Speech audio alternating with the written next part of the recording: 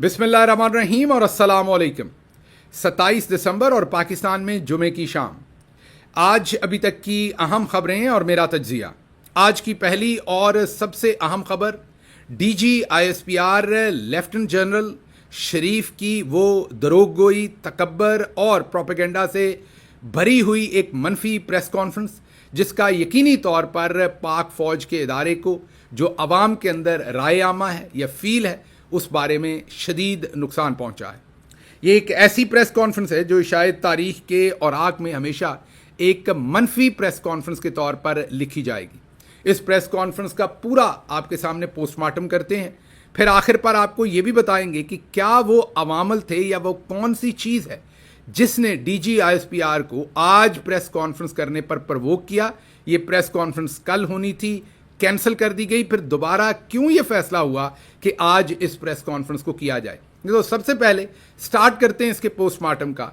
जब आप एक लार्जर कैनवस पे इस प्रेस कॉन्फ्रेंस को देखते हैं तो इसमें तीन चीज़ें जो हैं वो डिस्कस हुई हैं बुनियादी तौर पे। नंबर एक, इसमें सियासत डिस्कस हुई है और बेरहमी से हुई है, और नंबर दो, इसके अंदर सफारतकारी डिस्कस हुई है, इंटरनेशनल रिलेशंस हुए हैं, बॉर्डर मैनेजमेंट हुई है और दबा कर हुई है ये दूसरी चीज़ भी, और नंबर तीन, इसमें अदालती निज़ाम, मिलिट्री कोर्ट्स, इंसाफ का निज़ाम, ये चीज़ें डिस्कस हुई हैं। अगर आप लार्जर कैनवस पर देखें तो चलें, डीजी आईएसपीआर ने जो दरोगगोई या प्रोपेगेंडा किया उसको तो एक साइड पे रख दें, वो अपनी डोमेन से भी निकले हैं। ये उनकी डोमेन नहीं है। ये या वजीर दाखिला ने प्रेस कॉन्फ्रेंस करनी थी अगर ये सिक्योरिटी पर थी, दाखिली मसाइल पर थी, अगर ये सफारतकारी पर थी तो वज़ीर ख़ारजा ने करनी थी, और अगर ये अदालती निज़ाम के बारे में थी तो वज़ीर कानून ने करनी थी, और अगर इस सब के बारे में थी तो इनके इंफॉर्मेशन मिनिस्टर या वज़ीर आज़म पाकिस्तान, जो भी इन्होंने फॉर्म 47 पे बनाए हुए हैं, उन्होंने करनी थी। लेकिन आज डीजी आईएसपीआर ने सबसे पहला काम ये कि अपनी डोमेन से बाहर निकल कर खेले और वो तमाम बातें इसमें की जो उनकी डोमेन में नहीं है, और जो उनकी डोमेन में हैं, सिक्योरिटी, मज़ाइलों के ऊपर पाबंदी, उन जीएसपी प्लस जो उनकी मिलिट्री कोर्ट्स की वजह से पाबंदी लगने जा रही है, उस पर ना कोई सवाल हुआ, ना जवाब दिया गया, और ना उसके बारे में कौम को किसी भी तरह से एतमाद में लिया गया। और हमने कल परसों ही आपको बताया था कि किस तरीके से हिंदुस्तान का जो नया मिसाइल आ रहा है, जो 1500 उसकी रेंज होगी किलोमीटर्स, और आपको बताया था कि वो 8 से 9 मिनट के अंदर अंदर पाकिस्तान के किसी भी इलाके में पहुंचेगा, वो मैक 8 की स्पीड पर उड़ेगा, और वो आपको हमने बताया था कि एटमी जो भी हथियार होते हैं उनको लेके जा सकेगा। वो इस पूरे खित्ते में ताकत के तवाज़ुन को मुकम्मल तौर पर बदल कर रख देगा। ऐसी किसी चीज़ के ऊपर डीजी आईएसपीआर ने कौम को एतमाद में नहीं लिया। आगे चलते हैं। अब उन्होंने बात की, सबसे पहले उन्होंने बात यह की कि डी चौक के ऊपर क़यादत भाग गई।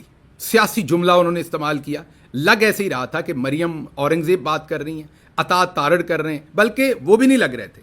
जो जुमलेबाजी थी, जो जुमलेबाजी का लेवल था, वो अज़मा बुखारी लग रही थी। आप सिर्फ अगर कोई बच्चा ये कर सके सोशल मीडिया के ऊपर कि डीजी आईएसपीआर की आवाज़ ले ले इस प्रेस कॉन्फ्रेंस की और किसी फिल्टर से आवाज़ चेंज कर ले, और अगर वो आवाज़ सारी की सारी अज़मा बुखारी साहबा की एआई से बना ले और सामने अज़मा बुखारी को बिठा दें और वो ये बोलें, तो लोग बिल्कुल ऐसा ही समझेंगे कि ये प्रेस कॉन्फ्रेंस अज़मा बुखारी कर रही हैं।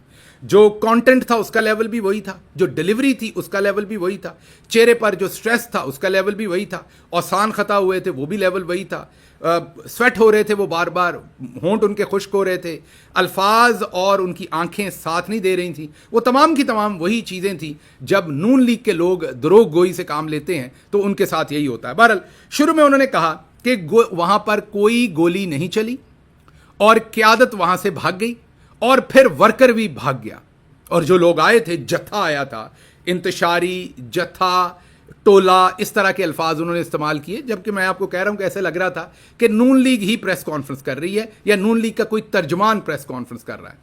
तो उन्होंने कहा कि वहां से क़यादत भाग गई। क़यादत तो अब एक ही है पूरी कौम की, और उसका नाम इमरान खान है, और वो भागा नहीं, वो डट के खड़ा है। और आपने पूरी कोशिश की कि वो भाग जाए लंदन या कहीं और, जैसे आप हमेशा सियासी क़यादत को भगाते रहे, लेकिन वो डट कर खड़ा है।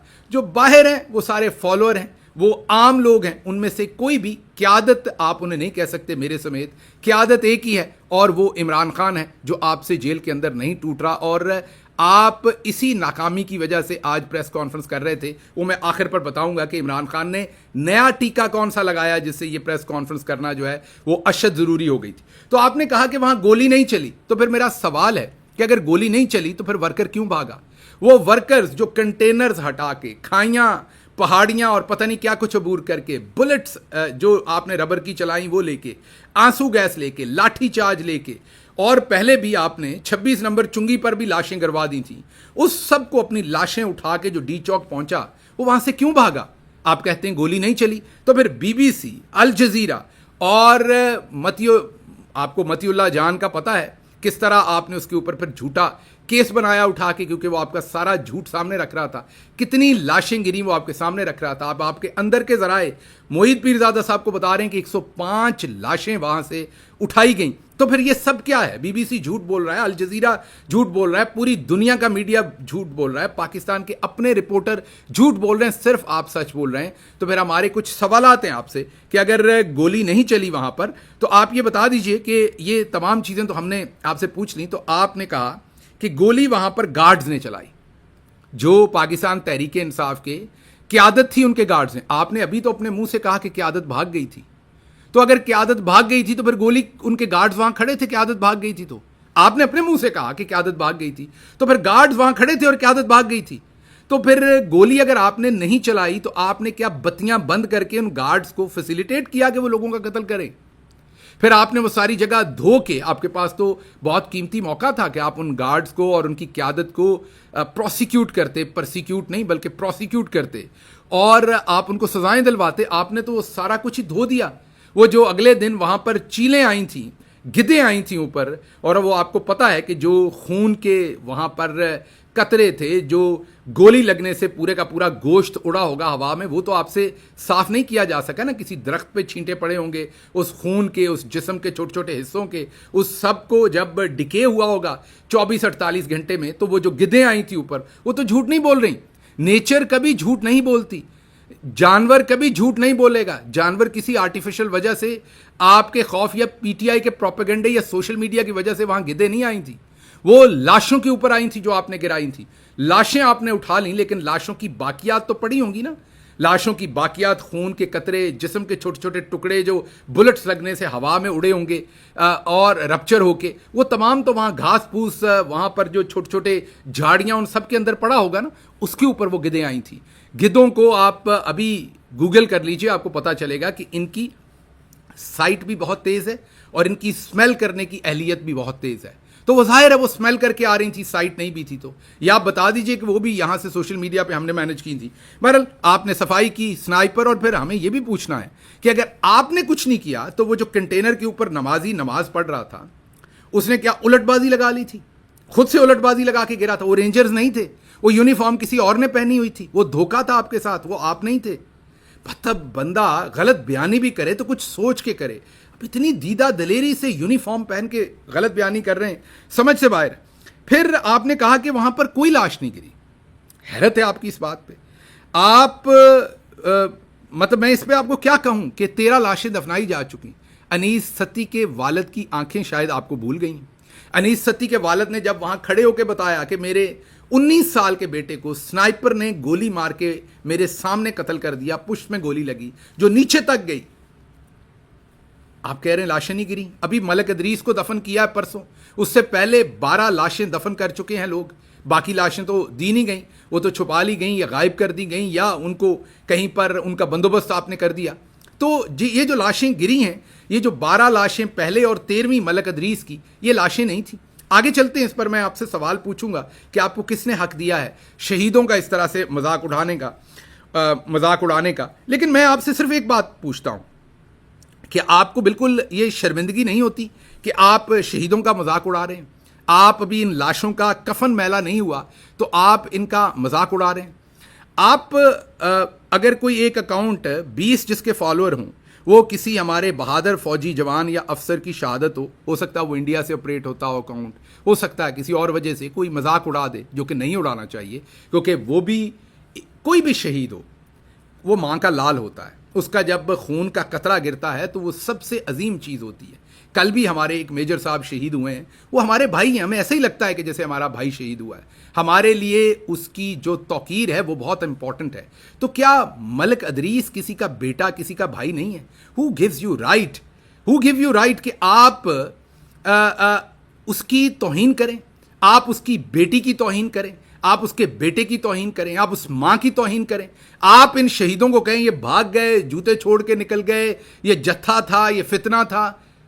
یہ جو ریاست کے ساتھ آپ کا رشتہ ہوتا ہے نا, ایک سوشل کانٹریکٹ ہوتا ہے. آپ گھر میں اپنے چھوٹے بچے کو بھی اگر توہین کریں نا, وہ بھی آپ کے سامنے کھڑا ہو جاتا ہے.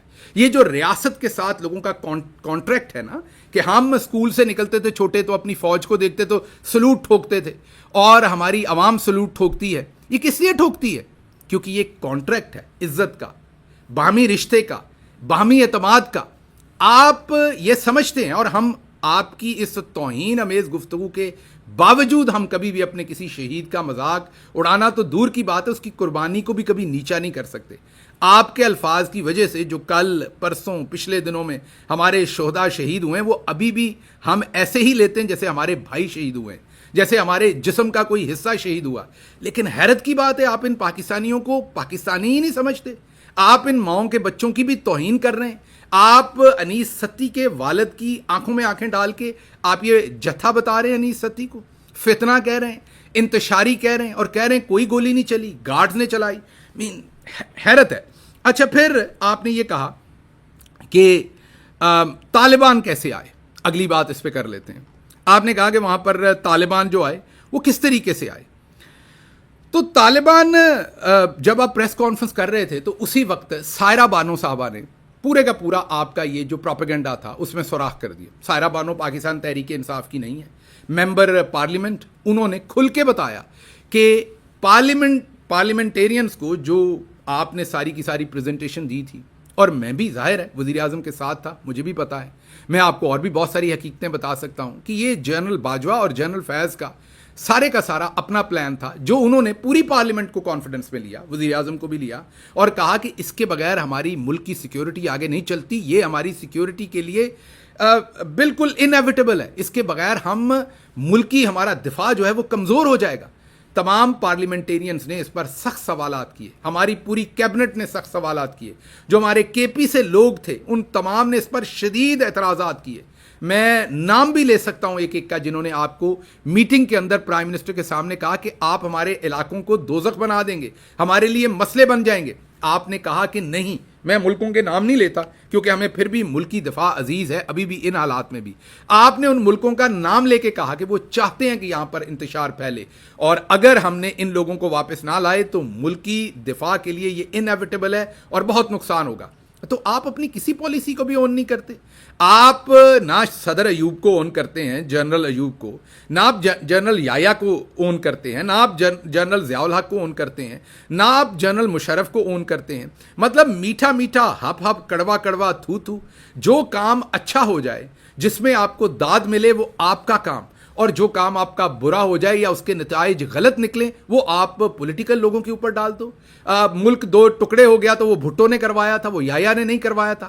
حالانکہ بھٹو صاحب تو اس ٹائم یایا کے ہاتھوں میں پپٹ تھے نا, تو وہ جنرل یایا نے کروایا, جس کو آپ نے پورے اعزاز کے ساتھ بعد میں دفن کیا. تو آپ اپنی غلطیاں کوتاہیاں جو ہیں وہ آپ اپنے سر کیوں نہیں لیتے؟ ابھی حال ہی میں یہ جو کچھ جنرل باجوہ اور جنرل فیض کی پالیسی تھی, ہم تو اون کرنے کو تیار ہیں. ہم تو آپ کی اچھی بری پالیسی, کیونکہ جب آپ گھر کے فرد ہوتے ہیں تو آپ اوپر اور نیچے اکٹھے جاتے ہیں, جب آپ مل کے فیصلے لیتے ہیں تو ان فیصلوں کی جو بھی نتائج ہوتے ہیں آپ بھگتتے ہیں, آپ انگلیاں نہیں اٹھاتے ایک دوسرے کے اوپر. آپ کے غلط یا صحیح جو بھی نتائج ہیں اس کے آتے ہیں فیصلوں کے, ہم تو ان کو اٹھانے کو تیار ہیں. یہ آپ نے کیا کام پکڑا ہوا ہے کہ آپ فیصلے خود لیتے ہیں, سب کچھ آپ خود کرتے ہیں.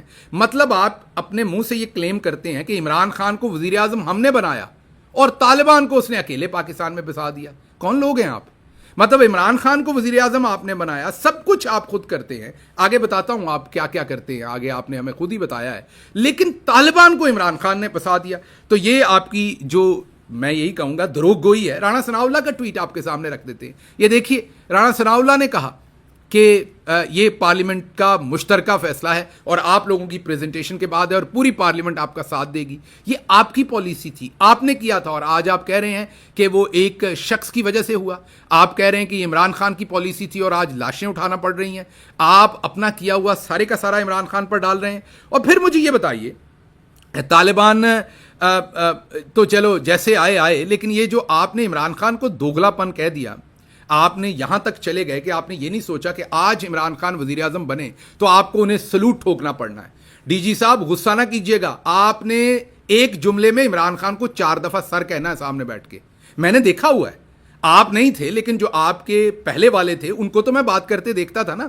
ایک جملے میں آپ نے 4 دفعہ سر کہہ کے بات کرنی ہے, کیونکہ وہ ملک کے لیڈر ہیں, پرائم منسٹر ہیں. پاکستان کا آئین ان کو اس وقت لیڈر کی پوزیشن میں بٹھاتا ہے.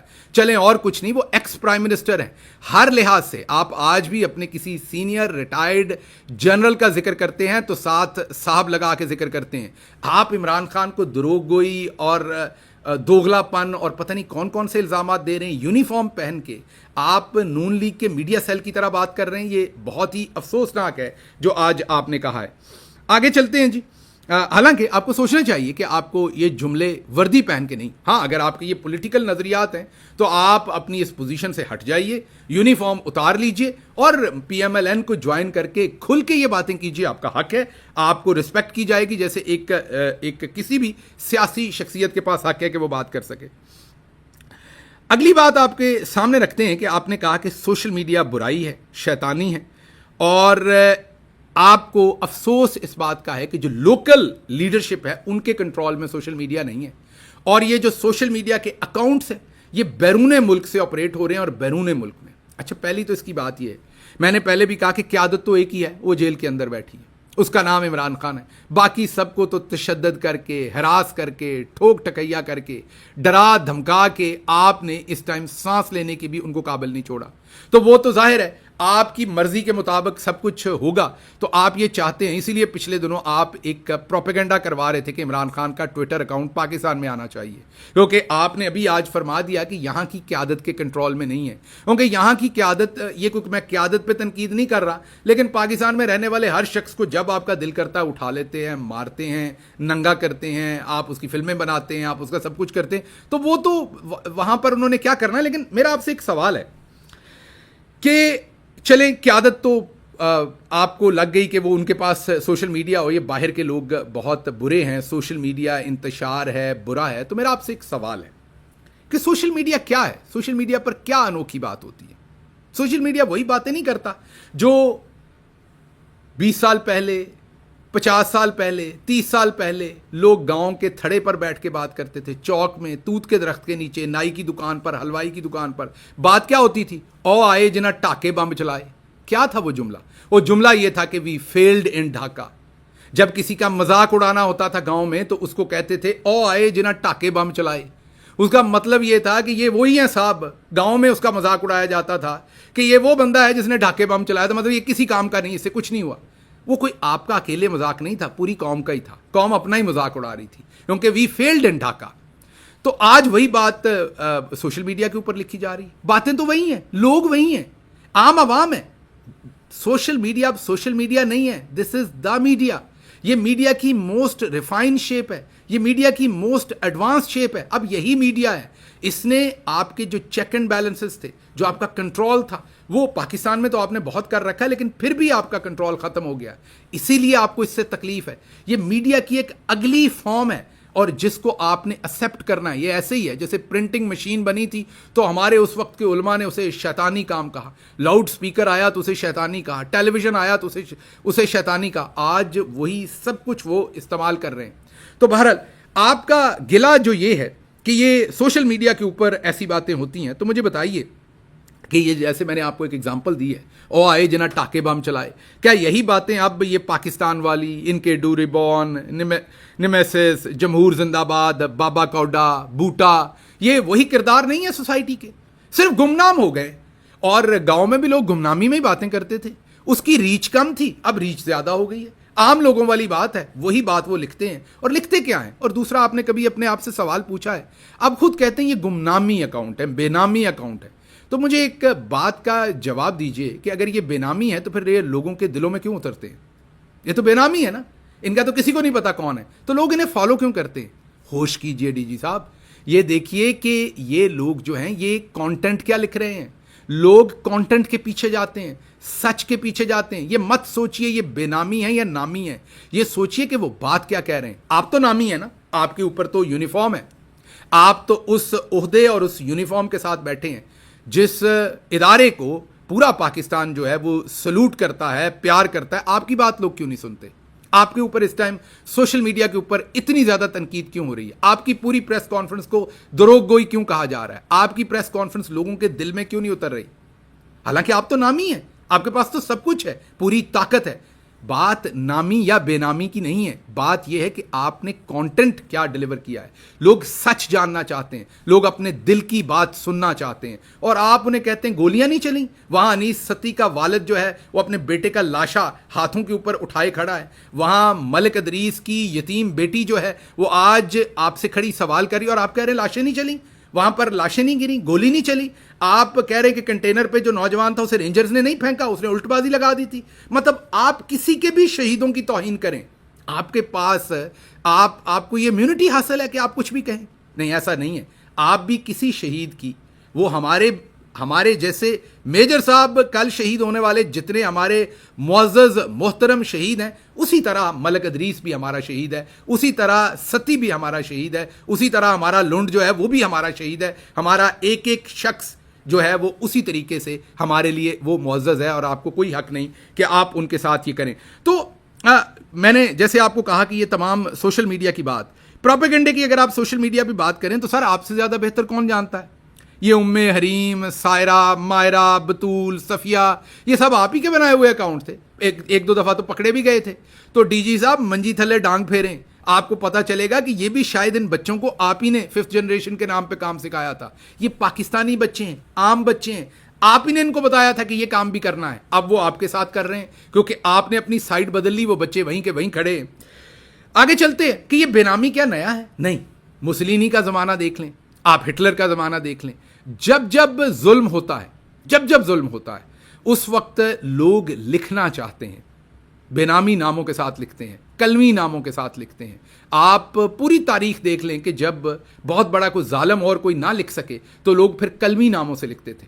جب برٹش راج تھا تو اس وقت بے نامی قسم کے جو تحریریں تھیں، خط تھیں، لوگوں کو آزادی کے لیے، لوگوں کو برٹش راج سے لارجر انڈیا کے اندر آزادی لینے کے لیے وہ تحریریں پرنٹنگ پریس سے چھپا کر نکالی جاتی تھی. بالکل اس طرح سے جیسے آج ان بچوں نے بے نامی نام اکاؤنٹ بنا چکے ہیں. جب آپ بے نامی کی بات کرتے ہیں تو آپ کا اپنا فیلئر ہے. یہ بے نامی اس لیے ہے کہ ہر نام والے کو تو آپ اٹھا لیتے ہیں. یہ بے نامی بنے کیوں ہیں یہ بچے؟ اس لیے کہ آپ انہیں اٹھا لیتے ہیں، مارتے ہیں، ان کے گھر والوں کے ساتھ آپ تشدد کرتے ہیں، آپ ان کے ساتھ جانوروں والا سلوک کرتے ہیں.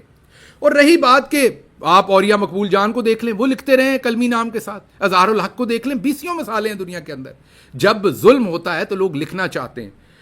ڈی جی صاحب اگر آپ نے پریکٹس کرنی ہے نا، مجھے نہیں پتا آپ کے گھر میں کوئی کتا یا بلی ہے، تو آج آپ اپنے گھر کے کسی فرد کو ایکٹنگ کے طریقے سے کوشش کیجئے گا اس پہ تشدد. میں یہ نہیں کہہ رہا تشدد کیجئے گا، ایکٹنگ کیجئے گا کہ آپ اس پہ تشدد کر رہے ہیں. پھر آپ اس بلی یا کتے کا ریئیکشن دیکھیے گا، وہ آپ کے خلاف کھڑا ہوگا. وہ کر تو آپ کا کچھ نہیں سکتا بیچارہ یا بیچاری، لیکن وہ ادھر ادھر بھاگے گا، وہ کوشش کرے گا آپ کو روکنے کے لیے. وہ اس کے اوپر اپنے طریقے سے جو اس کی زبان ہے اس میں پروٹیسٹ کرے گا. تو یہ ذہن میں رکھیں کہ یہ جو آپ لوگوں کے اوپر تشدد کر رہے ہیں نا، یہ بے نامی اکاؤنٹ جو ہے نا، یہ وہ معصوم لوگ ہیں جو آواز اٹھا رہے ہیں، جو آپ کے اس تشدد کو انکار کر رہے ہیں ماننے سے، جو آپ کو بتا رہے ہیں کہ آپ یہ غلط کر رہے ہیں. وہ آپ کا کچھ بگاڑ نہیں سکتے، لیکن آپ پہ تنقید کر رہے ہیں. آپ کو آواز سے بھی مسئلہ ہے، کیونکہ باقی تو آپ بندوق کا مقابلہ بندوق سے ہوتا ہے. تو وہ کے پی سے آپ نے سن لیا تھا کہ مزہ تو تبھی آتا ہے. تو یہ تو بیچارے ٹویٹ کرتے ہیں صرف. اور آپ سوچئے کہ آپ اتنے بڑے ادارے پہ بیٹھے اور آپ کا سب سے بڑا مسئلہ جو ہے وہ سوشل میڈیا اور ٹویٹر ہے. آگے چلتے ہیں، بات لمبی ہو رہی ہے. آپ نے کہا کہ نوجوان ہمارا اثاثہ ہے، ہم نے نوجوانوں کو ساتھ لے کے چلنا ہے. تو میرا آپ سے سوال ہے کہ یہ اویس یونس آپ کا اثاثہ نہیں ہے، یہ نوجوان نہیں ہے، پڑھا لکھا نہیں ہے، یہ اجلا نہیں ہے، آپ نے اس کا کیا حشر کیا ہے بار بار اٹھا کے؟ یہ سالار کاکڑ آپ کا نوجوان نہیں ہے، یہ جیتا ہوا ہے، آپ نے اسے ہرا دیا ہے. یہ صدام ترین آپ کا نوجوان نہیں ہے. اور جب بلوچستان میں نوجوان بندوق اٹھا لیتے ہیں تو پھر آپ کے کور کمانڈر صاحب ان کو کہتے ہیں کہ آئیں مذاکرات کریں. تو یہ ان بچوں کے ساتھ آپ جو کر رہے ہیں, یہ نوجوانوں کے ساتھ, یہ نوجوان نہیں ہیں, یہ پاکستان کے ترانے پہ کھڑے ہونے والے, یہ پاکستان کے آئین کو ماننے والے, آپ ان کے ساتھ سلوک کیا کر رہے ہیں. آگے چلتے ہیں. آپ نے پھر کہا کہ دیکھیں یہ کوئی اور کچھ نہیں کر رہا, فوج بجلی بھی ٹھیک کر رہی ہے, فوج نے لاکھوں ایکڑ کے اوپر کھیتی باڑی بھی کی ہے, ذخیرہ اندوزوں کے خلاف بھی آپریشن کر رہے ہیں, اور یہ خود کچھ نہیں کر رہے. حضور یہی ہم آپ کو کہتے ہیں, آپ یہ نہ کریں, سارے کام نہیں ہیں یہ آپ کے. آپ سیکیورٹی پہ توجہ دیں, 1200 کے قریب ہمارے لوگ اسی سال میں شہید ہوئے ہیں, آپ اس پہ توجہ دیں, آپ کا وہ کام ہے. میزائلوں پہ پابندی لگی ہے, GSP+ ہمارا ضائع ہو رہا ہے, آپ کا وہ کام ہے. حضور ہندوستان 20 لوگوں کو پاکستان کے اندر آ کے مار گیا ہے, آپ کا وہ کام ہے. نہ اس پہ سوال ہوتا ہے, نہ جواب دیتے ہیں. کھیتی باڑی آپ کرتے ہیں, FWO کے ٹھیکے تمام, اس پہ بھی کسی دن الگ بات کریں گے, ابھی ویلاگ لمبا ہو رہا ہے. لیکن آپ یہ سارے کام آپ کے ہیں. لیکن پارا چنار میں قتل و غارت ہوتی ہے تو وہ علی امین گنڈاپور اور KP حکومت کا کام ہے.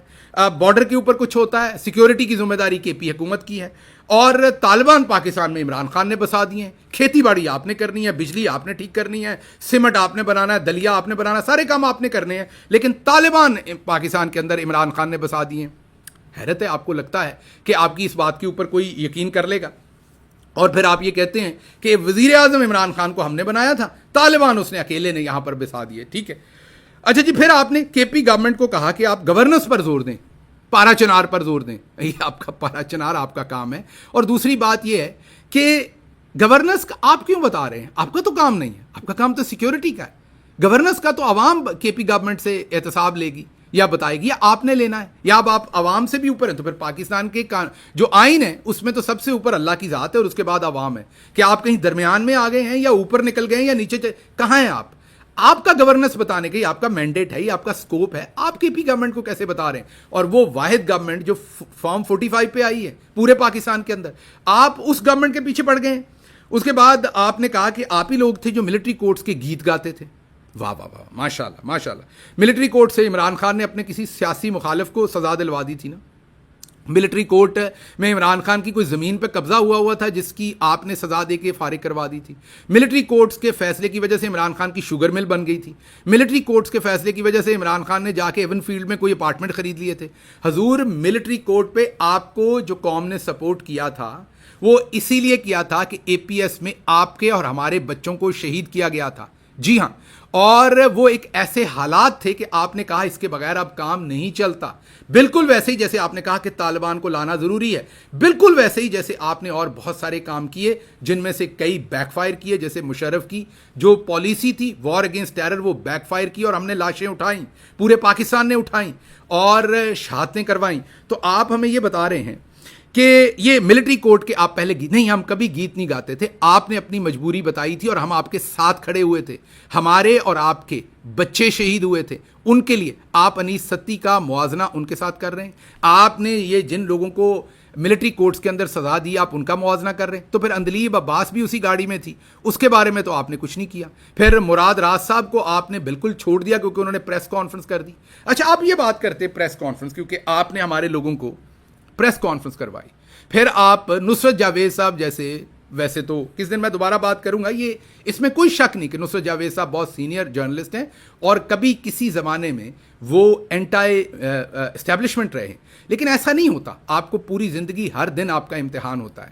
ایسا نہیں ہوتا کہ آپ ماضی میں اینٹائی اسٹیبلشمنٹ رہے ہوں اور بعد میں ایسا ہی ہے کوئی شخص ساری زندگی اچھی زندگی گزارے اور اپنے 60ویں سال میں جا کے رشوت لے لے تو ہم کہیں گے نہیں یہ بڑا اچھا آدمی ہے. نہیں, آپ اس کو اس وقت اس کنڈکٹ پر جج کریں گے. یہ تمام جو پاکستان کے سابقہ لبرل اور اینٹی اسٹیبلشمنٹ لوگ ہیں یہ آج اسٹیبلشمنٹ کی گود میں بیٹھے ہوئے ہیں. ہم ان کے ماضی کے کاموں کا احترام کرتے ہیں لیکن آج تنقید کرتے.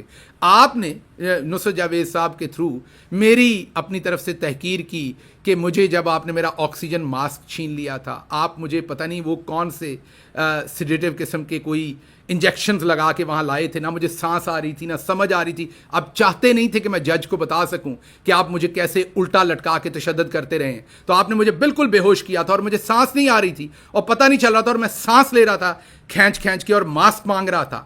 آپ نے پرسوں نصرت جاوید سے اس پر میری تحقیر کروانے کی کوشش کی. تو میں آپ کو صرف ایک بات بتاتا ہوں کہ آپ ہماری سویلینز کی توہین کرتے ہیں کبھی پریس کانفرنس کروا کے اور دیکھتے ہیں دیکھیں یہ ہیں یہ بزدل، یہ نواز شریف بھاگ گیا، یہ فلانے نے پریس کانفرنس کر دی، یہ فلانے نے کر دی. تو مجھے یہ بتائیے، ہمارے اصل میں بھائی ہیں، میں آپ کو تانا نہیں دے رہا لیکن آپ کو حقیقت میں جھنجھوڑ کے بتا رہا ہوں.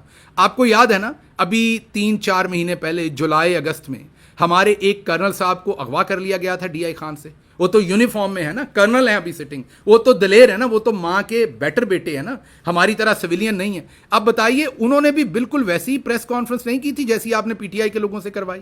انہوں نے بھی طالبان کے کہنے پر سارے الفاظ وہی نہیں بولے تھے. انہوں نے بھی نہیں کہا تھا، یونیفارم میں تھے وہ، کہ ان کی تمام ڈیمانڈیں مان لیں اور یہ تمام کام آپ اپنے ٹھیک کر لیں. تو حضور جب بندوق کا مقابلہ بندوق سے ہوتا، اور کرنل صاحب نے اچھا کیا تھا، ہم ان کی تحقیر نہیں کر رہے، انہوں نے اپنے بچوں کو یتیم ہونے سے بچایا تھا. اس میں کون سی بہادری ہے؟ جب کوئی بندوق لے کے آپ پہ کھڑا ہے یا تشدد کر رہا ہے تو آپ وہاں پر اکڑ جائیں.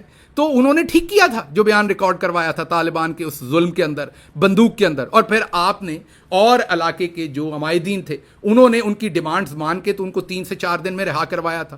تو حضور کرسی پہ جب زبردستی کسی کو بھی بٹھایا جاتا ہے نا بندوق رکھ کے، تو وہ ایسے ہی پریس کانفرنس کرتا ہے، وہ سویلین ہو یا دوسرا ہو. اور اللہ نہ کرے کبھی جنرل شریف صاحب آپ کو کبھی ایزما ہو اور آپ کو اس کا سیویئر اٹیک ہو اور آپ کو سانس نہ آ رہا ہو اور آپ کا آکسیجن لیول ڈراپ ہو رہا اور آپ سے یا آپ کے کسی پیارے سے کوئی ماسک چھینے، تو پھر میں آپ سے پوچھوں گا آپ کو سانس کیسے آتی ہے، اور پھر میں آپ سے پوچھوں گا کہ کیا آپ نصرت جاوید کو کہیں گے کہ اس کا مذاق اڑاؤ ٹیلی ویژن کے اوپر. بہرحال آگے چلتے ہیں. اگلی بات آپ کے سامنے، ویلاگ بہت لمبا ہوا لیکن یہ ضروری تھا اس پریس کانفرنس کے اوپر بات کرنا. آپ نے دوبارہ کہا کہ ملٹری کورٹس کا تو ہم نے آپ کو بتا دیا، لیکن آپ نے دوبارہ کہا کہ یہ بیانیہ 9 مئی کا آپ نے یہ بات کرنے کی کوشش کی. 9 مئی کے بیانیے پہ آپ نے بار بار بات، آپ اس کو کیوں نہیں چھوڑ دیتے؟ میں آپ کو بتاتا ہوں 9 مئی کا بیانیہ کہاں ہے. حضور وہ کینٹ میں دفن ہے، وہ راول پنڈی کینٹ میں دفن ہے، وہ جیلم کینٹ میں دفن ہے، وہ ہر کینٹ میں دفن ہے. آپ کا 9 مئی کا بیانیہ ہم نے نہیں کیا، ملٹری فیملیز نے دفن کیا، پورے اہتمام کے ساتھ کیا. اور کس دن کیا؟ 8 فروری کو کیا. یہ پنڈی ڈویژن بیلٹ ہے نا آپ کا، سب سے زیادہ فورسز میں لوگ وہاں سے ہیں، سب سے زیادہ ملٹری فیملیز وہاں ہیں. وہاں عمران خان کا ووٹ دیکھیں، وہ سب 9 مئی کے خلاف ووٹ پڑا تھا. وہ تمام ووٹ ایسا تھا جس نے آپ کے 9 مئی کے بیانیے کو دفن کر دیا تھا. جا کر آپ اپنا وہ بیانیہ دیکھیے اور اس کی وہ قبر دیکھیے جس میں ملٹری فیملیز نے اسے دفن کیا تھا. آپ کو لگتا ہے کہ لوگ پاگل ہیں، آپ یہ بیانیہ بار بار بیچیں گے؟ اب بس کریں، 8 فروری کو اس کا جنازہ، تدفین سب کچھ ہو چکا. آخری بات کروں گا، اس کے بعد وجہ بتاؤں گا آپ کو کہ یہ سب کچھ کیوں ہوا. آخری بات یہ کہ جنرل صاحب نے تمام باتیں کی جو باتیں ان کے کرنے کی تھیں وہ نہیں کی. نہ جی ایس پی پلس، نہ میزائلوں کے اوپر، نہ سیکیورٹی کے معاملات، اس پہ نہ کسی صحافی نے سوال کیا، نہ جنرل صاحب نے کوئی جواب دیا. ساری وہ باتیں کی جو ان کی کرنے کی نہیں تھی. اور آخر پہ میں نے آپ سے وعدہ کیا تھا بتاؤں گا کہ کیا کمپیلنگ ریزن تھا کہ جنرل صاحب نے آج یہ تمام کا تمام کام جو ہے وہ کیا. ریزن یہ تھا کہ عمران خان نے پورے سسٹم کو برہنہ کر دیا. عمران خان نے پاکستانی اسٹیبلشمنٹ کو ککھ نہیں چھوڑا ان کے پلے. ہمیشہ انہوں نے اپنا ایک روب دبدبا بنایا تھا. ابھی عمران خان کو ڈیل آفر کی کہ آپ باقی سب بھول جائیں، ملٹری کورٹس والے لوگوں کو بھی بھول جائیں، اپنے دوسرے ورکرز کو بھی بھول جائیں، آپ کو ہم بنی گالا بھیج دیتے ہیں، آپ وہاں آزاد ہی ہوں گے، اپنا کھائیں پئیں رہیں. آپ نے ملک سے باہر جانا وہاں چلے جائیں، بنی گالا میں رہنا وہاں چلے جائیں، اور آپ انڈائریکٹ سیاست بھی کر لیں، ڈائریکٹ پبلک سپیکنگ نہ کریں، انڈائریکٹلی اپنے احکامات چلا لیں. عمران خان نے آپ کو ریجیکٹ کر دیا، آپ کی آنکھوں میں آنکھیں ڈال کے آپ کو انکار کر دیا. آپ کو اب سمجھ نہیں آ رہی کہ آپ کیا کریں. عمران خان نے آپ کا پورا بھرم جو ہے وہ سب کے سامنے توڑ کے رکھ دیا ہے. آپ کا یہ جو ایک ہوا تھا کہ آپ سب کچھ منوا لیتے ہیں وہ ختم کر دیا. وہ ڈٹا کھڑا ہے جیل کے اندر اور آپ مجبور ہو گئے یہ پریس کانفرنس کرنے کے لیے. آپ دوبارہ اباؤٹ ٹرن کر رہے ہیں اور نئی پالیسی بنانے کی کوشش کر رہے ہیں خوف کی. میں آپ کو دوبارہ کہوں گا، ہم سب پاکستانی ہیں، کوئی برا ہے کوئی اچھا ہے، کوئی آج برا کر رہا ہے اچھا کر رہا ہے، کوئی جھوٹ بول رہا ہے کوئی سچ بول رہا ہے. ملک ایسے آگے نہیں بڑھے گا. اپنے ارد گرد کے حالات دیکھیں، دانش مندی سے کام لیں. یہ جو آج آپ کی پریس کانفرنس ہے اس نے زخموں کو کریدا ہے، اس نے زخموں کو گہرا کیا ہے، دلوں کے اندر دراڑیں مزید گہری کی ہیں. آپ جس سیٹ پر بیٹھے ہیں، جو یونیفارم پہنا ہوا ہے، وہ قوم کی امانت ہے، یہ عہدہ قوم کی امانت ہے، یہ پوزیشن قوم کی امانت ہے. اس سے آپ قوم کے وسیع تر مفاد کی بات کیجئے. وسیع تر مفاد قوم کی جو اقلیت ہے اس نے طے نہیں کرنا، اکثریت نے کرنا ہے. 90% قوم طے کر چکی ہے. قوم عمران خان کے پیچھے کھڑی ہے, پاکستان کے آئین کے پیچھے کھڑی ہے, جمہوریت کے پیچھے کھڑی ہے, رول آف لا کے پیچھے کھڑی ہے, فریڈم آف سپیچ کے پیچھے کھڑی ہے, ہیومن رائٹس کے پیچھے کھڑی ہے. قوم انیس ستی کے پیچھے کھڑی ہے, قوم ملک ادریس کے پیچھے کھڑی ہے, قوم ارشد شریف کے پیچھے کھڑی ہے, قوم ذل شاہ کے پیچھے کھڑی ہے. آپ کو اس چیز کا احترام کرنا چاہیے اور اب اس چیز کو لیٹ گو کرنا چاہیے. یہ جو آپ کرنے کی کوشش کر رہے ہیں, یہ آپ ایک کام کر لیجئے, میری بات مان لیجئے, آخری جملہ کہوں گا. آپ ریٹائرڈ فوجی افسران کو بلا لیجئے, آپ ان کی ووٹنگ کروا لیجئے, جی ایچ کیو کے اندر ان کا ایک اہتمام کیجئے, ان کو کھانا کھلائیے. یہ آپ روز صحافیوں کو کھلاتے ہیں نا, جو ٹاؤٹ صحافی ہیں, ان کو ساروں کی بات نہیں کر رہا. آپ ریٹائرڈ افسران کو بلائیے, کھانا کھلائیے اور وہاں پر ان کا ایک فیئر ریفرنڈم کروا لیجئے. جو فوجی افسران ریٹائرڈ کہہ دیں وہ کر لیجئے. لیکن مسئلہ یہ ہے کہ آپ کو روشنی سے ڈر لگتا ہے, آپ کو سچ سے ڈر لگتا ہے, اور آپ دروغ گوئی میں بہت دور نکل گئے ہیں. مجھے یہاں سے اجازت دیجیے. اللہ آپ کا حامی و ناصر ہو. پاکستان زندہ باد.